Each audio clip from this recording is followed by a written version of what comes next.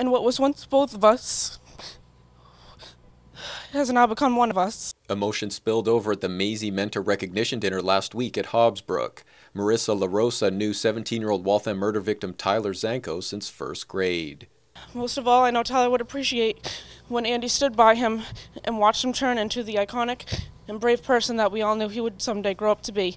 Zanco had been mentored by former News Tribune editor Andy Merritt for more than 2 years before he was shot and killed in late March. He's not here and he should be, and I got to be a part of his life in a way that was really meaningful, I think, for both of us. He was set to graduate, so it is very sad for us. And Merritt took over mentoring duties for Marissa, who will graduate from Waltham High School in June with plans to earn a degree and become a corrections officer. As much as we will miss Tyler, we are also celebrating his accomplishments as we are celebrating all of our own tonight.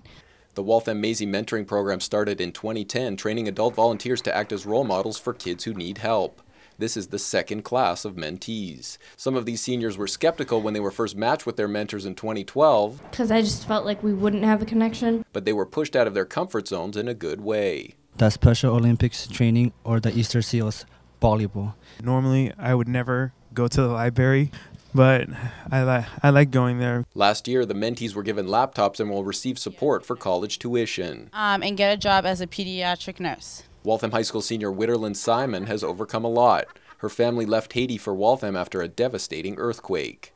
Witt spoke virtually no English and was struggling in school. When we first met, she was very, very soft-spoken, very quiet. I didn't know anything. I didn't know what to do. The pair watched movies, did volunteer work, and recently spent time at the sheep shearing festival at Gore Place. Merino wool sheep have more wool.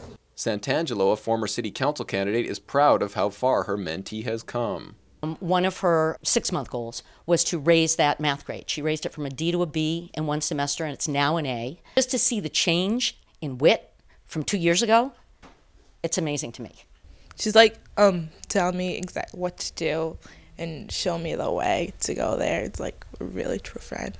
Now Witt is working 2 jobs and getting ready to graduate. Well, I am planning to go to a 2-year college, so then I can go to Brigham Young University. I just want to thank you for always being there for me when no one else was.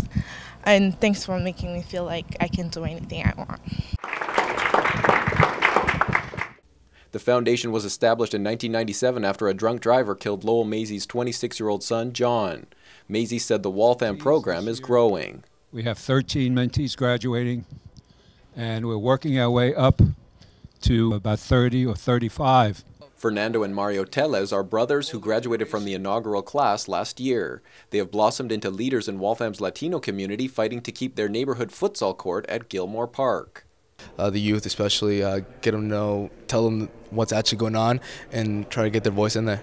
They're great kids, and they need just a little bit of help and someone that they can talk to and that they can trust, and this program provides that, and that's the really valuable thing here. They realize that this is a friend that they have now for life. For Waltham Newswatch, this is Chris Wangler.